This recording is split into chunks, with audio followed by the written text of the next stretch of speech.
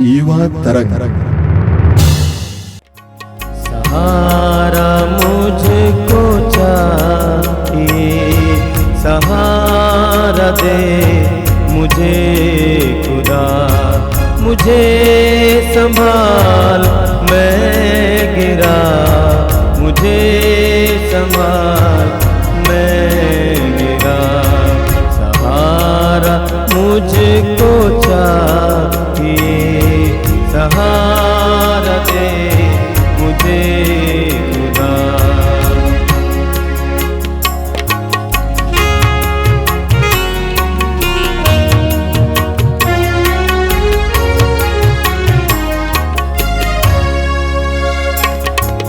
ये बोझ जो गुनाहों का मैं लेके आज चल रहा, उठाएगा अगर कोई वही तू ही है मेरे खुदा।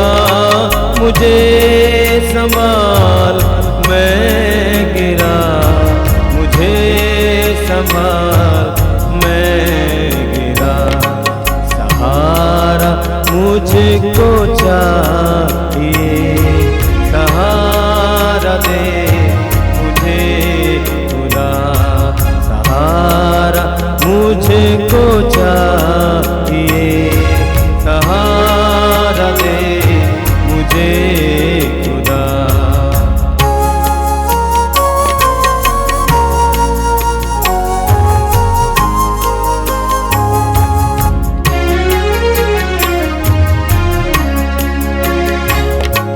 कठिन है रास्ते बहुत, हर एक मोड़ पर खतर। कठिन है रास्ते बहुत, हर एक मोड़ पर खतर। अंधेरे साए को हटा, दिखा दे मुझको अब शहर। मुझे संभाल मैं गिरा, मुझे संभाल मैं गिरा। सहारा मुझको चाहिए, सहारा दे मुझे खुदा। सहारा मुझको चाहिए, सहारा दे मुझे खुदा। आप सभी युवा भाई बहनों को मैं इस युवा तरंग कार्यक्रम में स्वागत करता हूं। मेरा विश्वास है कि इस कार्यक्रम के जरिए आपको काफ़ी प्रेरणाएं मिल रही हैं। प्रभु आपको आशीष दे। हम इस चालीसा काल में हैं और इस चालीसा काल में जैसा कि आपको बार बार बताया जाता है, हमें थोड़ा कुछ और ज़्यादा प्रार्थना करनी है और प्रभु के वचनों को सुनना है और थोड़ा ज़्यादा अपने जीवन में परहेज इत्यादि लाना है, क्योंकि ये कृपा का समय है, आशीष इकट्ठा करने का समय है। मैं सोचता हूँ कि आप लोग ये ख्याल करते हैं और करते हैं। पवित्र वचन हमारे जीवन में दीपक की तरह है, जैसा कि स्तोत्र 119 वाक्य 105 में लिखा हुआ है। हमारी आंखों को ज्योति प्रदान करता है, हमारे पथ को आलोकित करता है। कभी कभी हमें पवित्र वचन पढ़ने के लिए समय नहीं मिलता है, लेकिन इस तरह के कार्यक्रमों के द्वारा हमें पवित्र वचन सुनने का मौका मिलता है। ग्रहण कीजिए, हृदय से ग्रहण कीजिए, प्रभु आपको आशीष देंगे। प्रिय युवा साथियों, सबको जय यीशु। आज हम मनन चिंतन करेंगे दुख की घड़ी में ईश्वर का सहारा। प्रिय युवा साथियों, हम चालीसा काल में प्रवेश किए हैं और इस चालीसा काल में हम विशेष रूप से प्रभु के प्रेम के बारे में अनुभव करते हैं। प्रभु यीशु मसीह अपने प्रेम को प्रकट करने के लिए हमारे लिए दुख झेले हैं, कष्ट उठाए हैं, अपमानित हुए हैं, उसे याद करते हैं, अनुभव भी करते हैं। और इसलिए इन दिनों हम क्रूस की यात्रा में भाग लेते हैं। और जब हम क्रूस की यात्रा में भाग लेते हैं, प्रभु का दुख भोग को हम याद करते हैं, अनुभव करते हैं कि प्रभु हमारे लिए दुख और कष्ट झेल रहे हैं।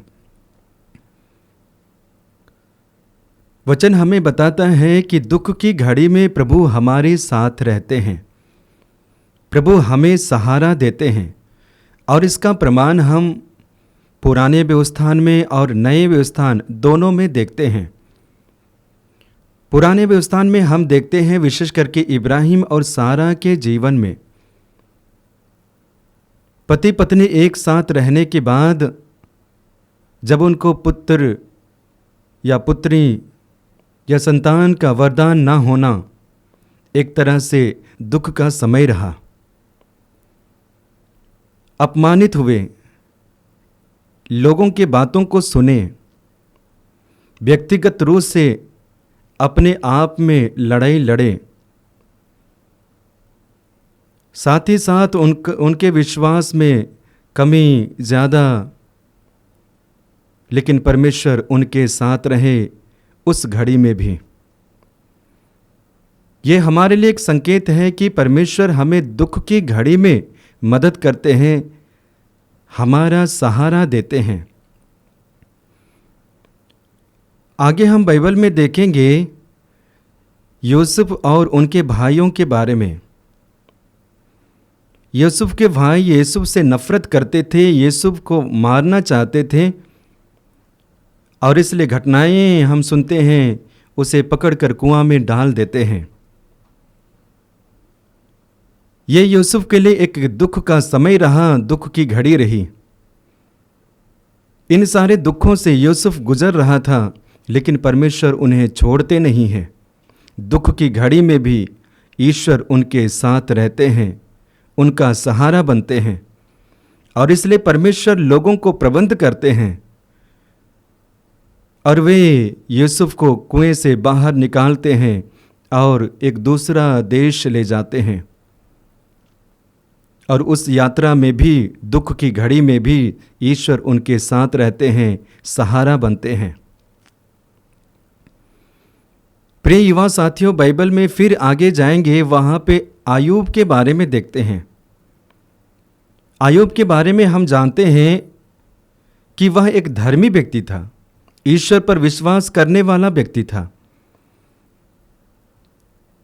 सुबह शाम दोपहर ईश्वर का नाम लेने वाला व्यक्ति था और ईश्वर की जनता के प्रति सहानुभूति प्रकट करने वाला व्यक्ति रहा।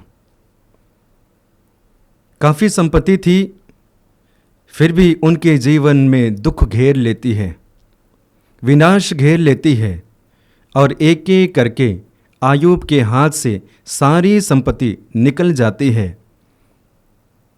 उसके लिए यह समय एक दुख का समय रहा, आंसू बहाने का समय रहा, दिल टूटने का समय रहा। फिर भी वह प्रभु के साथ बने रहते हैं और प्रभु उनके साथ रहते हैं, उनका सहारा बनते हैं। ये हम पुराने व्यवस्थान में देखते हैं। इसी को हम प्रिय युवा साथियों नए व्यवस्थान में भी देखेंगे। जैसे पिता करते हैं वैसे ही उनके पुत्र यीशु मसीह भी करते हैं। दुख की घड़ी में यीशु हमारे साथ रहते हैं, भक्तों के साथ रहते हैं। हम देखते हैं मर्था और मरियम के बारे में। जब उनके भाई लाजरुस की मृत्यु हो जाती है, मर्था और मरियम के लिए असहनीय पीड़ा रही। दर्दनाक दुख और पीड़ाओं से वे गुजर रहे थे। स्वीकार करना बिल्कुल कठिन हो रहा था, और इसलिए जब यीशु इस घटना के बारे में जानते हैं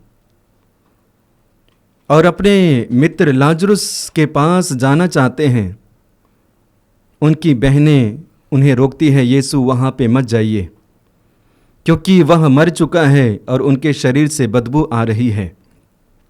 मर्था और मरियम के लिए दुख का समय रहा, कष्ट और पीड़ा का समय रहा। ऐसे समय में यीशु उनके साथ रहते हैं, उनका सहारा बनते हैं और कहते हैं, बताओ लाजरुस कहाँ है। यीशु कब्र के पास जाते हैं, प्रार्थना करते हैं और इसके बाद में ऊंची आवाज़ में पुकारते हैं, लाजरुस लाजरुस कब्र से बाहर निकल आ और मृत शरीर में जीवन आ जाता है। यीशु मसीह उनके लिए सहारा बनते हैं। प्रिय युवा साथियों, वचन में फिर आगे बढ़ेंगे, हम यीशु मसीह के शिष्यों के बारे में देखते हैं। यीशु जब मर जाते हैं और यीशु के शरीर को कब्र में रखा जाता है, शिष्यों के लिए यह दुख का समय रहा। असहनीय पीड़ा जिसको वे बर्दाश्त नहीं कर पा रहे थे, सहन नहीं कर पा रहे थे।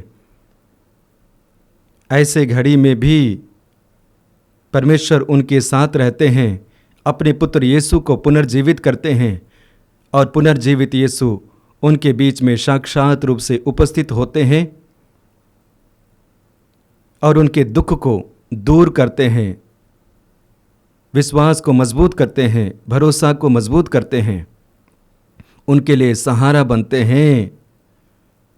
तो इस तरह से हम संपूर्ण बाइबल में देखते हैं, जब भी उनके भक्त अर्थात ईश्वर के भक्त दुख, दर्द, पीड़ा, परेशानियों से गुजरते हैं, परमेश्वर एक सहारा बनकर उनके साथ चलते हैं।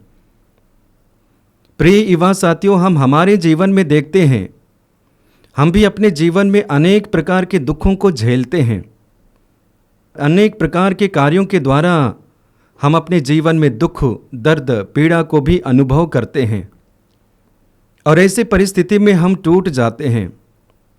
उदाहरण स्वरूप हम देख सकते हैं, इन दिनों हम परीक्षाएं दिए हैं।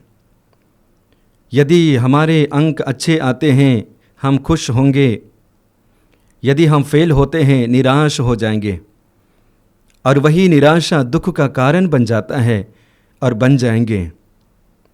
याद रखिएगा उस समय, और याद रखना उस समय प्रभु आपके साथ रहते हैं, आपका सहारा बनते हैं। दूसरा उदाहरण स्वरूप हम देख सकते हैं, जब हम नौकरी पाने के लिए मेहनत करते हैं, परिश्रम करते हैं, ट्रेनिंग्स पर ट्रेनिंग्स लेते हैं, पढ़ाई पर पढ़ाई करते हैं, मेहनत दिन रात एक कर देते हैं, आंसू पसीना एक कर देते हैं, लेकिन जब नौकरी हमारी हाथ में नहीं लगती है, हम निराश हो जाते हैं, हताश हो जाते हैं, उदास हो जाते हैं, दुख का कारण बन जाता है, टूटते हैं, बिखरते हैं। याद रखिए, परमेश्वर उस समय आपके साथ रहते हैं, यीशु उस समय आपके साथ रहते हैं, एक सहारा बनकर चलते हैं। वचन में हम देखेंगे लूकस के सुसमाचार अध्याय 24 वाक्य 13 से आगे, वहाँ पे शिष्यों के बारे में देखते हैं। वे शिष्यों के बारे में और उन शिष्यों के बारे में जो एमाउस की ओर यात्रा कर रहे हैं, दुखी होकर यात्रा कर रहे हैं और दुखी होकर चर्चा के विषय में आते हैं। यीशु मसीह उनके साथ आ जाते हैं, उनके साथ चलते हैं, दुख के घड़ी में उनके साथ यात्रा करते हैं। ये हमारे लिए एक संदेश है कि प्रभु दुख की घड़ी में भी हमें नहीं छोड़ते हैं, हमारे लिए एक सहारा और सहायक बनकर हमारे साथ चलते हैं। तीसरा उदाहरण स्वरूप हम देख सकते हैं, जब कभी हम यात्रा करते हैं, हमारी यात्रा अच्छी नहीं रहती है, हम टूट जाते हैं, दुखी हो जाते हैं और कहते हैं हमारी यात्रा बिल्कुल बेकार रही। ऐसे परिस्थिति में परमेश्वर हमारे साथ रहते हैं और एक सहारा और सहायक बनकर हमारे साथ चलते हैं। तो प्रिय युवा साथियों, हमारे लिए दुख में होने के लिए काफ़ी कारण हैं, लेकिन आशा में आने के लिए भी हमारे लिए काफ़ी कारण है। क्यों? क्योंकि सर्वशक्तिमान ईश्वर हमारे साथ रहते हैं। सर्वशक्तिमान ईश्वर दुख की घड़ी में भी हमारा सहायक बनते हैं। वचन में हम पढ़ेंगे स्तोत्र ग्रंथ अध्याय 147 वाक्य 3 में, प्रभु दुखियों से दूर नहीं, प्रभु दुखियों को दिलासा देता है और उनके घावों पर पट्टी बांधता है। स्तोत्रकार बताना चाहते हैं, प्रभु दुखियों को दिलासा देता है और उनके घावों पर पट्टी बांधता है। टूटे हुए लोगों को, बिखरे हुए लोगों को दिलासा देता है। और यदि उनके शरीर में घाव है, आध्यात्मिक रूप से यदि व्यक्ति अपने जीवन में घावों को महसूस करते हैं, मानसिक रूप से व्यक्ति अपने जीवन में घावों को महसूस करते हैं, प्रभु उनके घावों पर पट्टी बांधता है। ये हमारे लिए वचन है, लेकिन इसके द्वारा हम प्रभु की उपस्थिति को महसूस करते हैं। प्रभु जो सहायक और सहारा है, उनका अनुभव हम करते हैं। आगे वचन में पढ़ेंगे नबी ईसायास का ग्रंथ अध्याय 66 वाक्य 13 में। वचन इस प्रकार है, जिस तरह माँ अपने पुत्र को दिलासा देती है, उसी तरह मैं तुम्हें सांत्वना दूंगा। जिस तरह माँ अपने पुत्र को दिलासा देती है, उसी तरह मैं तुम्हें सांत्वना दूंगा। सांत्वना देने वाला ईश्वर हमारे साथ है, हमारा सहायक और सहारा है। आज जब हम अपने जीवन में देखते हैं, सांत्वना और सहारा देने वाला बहुत कम लोग होते हैं। हमारे मित्र ही हमसे दूर चले जाते हैं, हमारे मित्र ही हमसे नफरत करते हैं, हमारे मित्र भी हमसे छल कपट करते हैं, हमारे मित्र ही हमारे रास्ते में बाधा बन जाते हैं। कोई सहारा बनने के लिए तत्पर और तैयार नहीं रहते हैं। यदि रहते भी हैं तो हमसे कुछ पाने की आशा रखते हैं। ऐसे समय में ईश्वर का वचन हमारे लिए है कि जिस तरह माँ अपने पुत्र को दिलासा देती है, उसी तरह मैं तुम्हें सांत्वना और दिलासा देता हूँ। सांत्वना देने वाला, दिलासा देने वाला प्रभु यीशु मसीह हमारा सहारा है। एक सहायक के रूप में हमारे साथ चलते हैं, हमारे साथ यात्रा करते हैं। तो जब आप अपने जीवन में आगे बढ़ रहे हैं, नए नए चीज़ों को करना चाहते हैं, नए नए चीज़ों का आविष्कार करना चाहते हैं, नई नई जगह पे जाना चाहते हैं,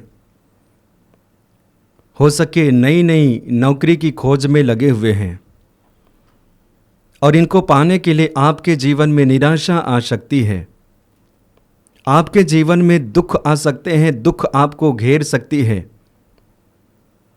लेकिन आप विनाश नहीं होंगे तब जब आप प्रभु की उपस्थिति को अपने जीवन में महसूस करेंगे। तब जब आप प्रभु आपके लिए एक सहारा है अनुभव करेंगे, टूटेंगे नहीं बल्कि दिन प्रतिदिन बढ़ते जाएंगे। हम काफ़ी ऊंचाई तक उड़ सकते हैं, काफ़ी ऊंचाई तक उठ सकते हैं, लेकिन हमारे जीवन में कुछ ऐसी बाधाएं हैं, उन सारी बाधाओं को छोड़ना पड़ेगा। एक लेखक कहते हैं, यदि आप आकाश की ऊंचाइयों तक उठना चाहते हैं, आकाश की ऊंचाइयों में उड़ना चाहते हैं, तो तुम्हें उन सारी चीज़ों को छोड़ना पड़ेगा जो तुम्हें नीचे गिराती है। तो हमें नीचे गिराने वाली चीज़ें क्या है? यही दुख है, निराशा है, उदास है, हताश है। इसके द्वारा हम अपने आप को नीचे कर देते हैं। लेकिन प्रभु हमें ऊपर उठाने के लिए हमारे साथ चलते हैं, हमारे साथ रहते हैं, सहारा बनते हैं। आगे वचन में पढ़ेंगे, स्तोत्र ग्रंथ अध्याय 91 वाक्य 5 से आगे। वचन इस प्रकार है, तुम्हें ना तो रात्रि के आतंक से भय होगा और ना दिन में चलने वाले वान से, ना अंधकार में फैलने वाली महामारी से और न दोपहर को चलने वाली घातक लू से। तुम्हारे बगल में भले ही हजारों और तुम्हारी दाहिनी ओर लाखों ढेर हो जाए, किंतु तुमको कुछ नहीं होगा। तुम्हें ना तो रात्रि के आतंक से भय होगा, न दिन में चलने वाले बाण से, न अंधकार से, न महामारी से, न घातक लू से। और तुम्हारे दाहिनी ओर हजारों ढेर हो जाएंगे, फिर भी तुमको कुछ नहीं होगा, क्योंकि प्रभु तुम्हारे साथ है। सहारा देने वाला ईश्वर तुम्हारे साथ है। तो प्रत्येक दिन अपने जीवन में प्रभु की उपस्थिति को महसूस करना, प्रभु के वचन को आत्मसार करना, प्रभु के वचन के अनुसार अपने जीवन को ढालना, और इसके द्वारा आपके जीवन में आशीष और कृपाएं बहेगी। याद रखिएगा, दुख की घड़ी में भी प्रभु हमारा सहारा है, हमें मदद करते हैं, हमें मदद करते हैं। सुंदर उदाहरण हम देख सकते हैं नदी में गिरे हुए उस व्यक्ति के बारे में। जब व्यक्ति नदी में गिर जाता है और पानी उन्हें बहा कर ले जाती है, जीना चाहता है, पानी से बाहर आना चाहता है, और व्यक्ति संभवतः यदि वहाँ पे कोई खड़ा है उसे मदद करने के लिए कोशिश करता है। हो सके तो रस्सी का इस्तेमाल करता है, लकड़ी का इस्तेमाल करता है, और हो सके तो अपने आप को भी इस्तेमाल करते हैं, अर्थात नदी में कूद जाता है, बचाता है। ये हम मनुष्य करते हैं, हम मनुष्यों का स्वभाव है। तो क्या हमसे बड़ा और हमसे बढ़कर ईश्वर नहीं करेंगे क्या? जरूर करेंगे। प्रभु हमारी मदद करते हैं, प्रभु हमारी सहायता करते हैं, और इसलिए इसके विषय में पुनः स्तोत्रकार बताना चाहते हैं। स्तोत्र ग्रंथ अध्याय 121 वाक्य 1 में पढ़ते हैं। स्तोत्रकार कहते हैं, मैं अपनी आंखें पर्वतों की ओर उठाता हूँ, क्या वहाँ से मुझे सहायता मिलेगी? जिसने स्वर्ग और पृथ्वी को बनाया है वही प्रभु मेरी सहायता करता है। सहारा देने वाला प्रभु मेरी सहायता करता है। तो प्रभु आपको हर क्षेत्र में मदद करने के लिए तैयार है। पढ़ाई के क्षेत्र में, ईमानदारी के क्षेत्र में, आपके स्वास्थ्य के क्षेत्र में, आपके काम धंधों के क्षेत्र में, आपके बुद्धि प्रज्ञा विवेक के क्षेत्र में प्रभु आपको मदद करने के लिए तैयार है, तत्पर है। लेकिन आपको प्रभु के साथ में जुड़ना पड़ेगा। जब आप प्रभु के साथ में जुड़ेंगे तभी अनुभव करेंगे।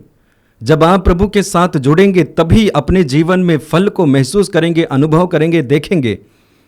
वचन में हम पढ़ते हैं यूहन्ना के सुसमाचार अध्याय 15 वाक्य 5 में प्रभु कहते हैं, मैं दाख लता हूँ, तुम डालियाँ हूँ, जो मुझ में रहता और मैं जिन में रहता हूँ वही बहुत फलता है। वही अपने जीवन में फल को देखता है, वही अपने जीवन में फल को अनुभव करता है। तो प्रिय युवा साथियों, हमारे लिए ये कठिन है जरूर, लेकिन संभव भी है। प्रभु की सहारा के द्वारा, प्रभु के सहारा के द्वारा, प्रभु की मदद के द्वारा, सहयोग के द्वारा हम उनके साथ साथ चल सकते हैं। लेकिन हमें उनका पीछा नहीं छोड़ना है, उनका साथ नहीं छोड़ना है, प्रभु के साथ चलना है।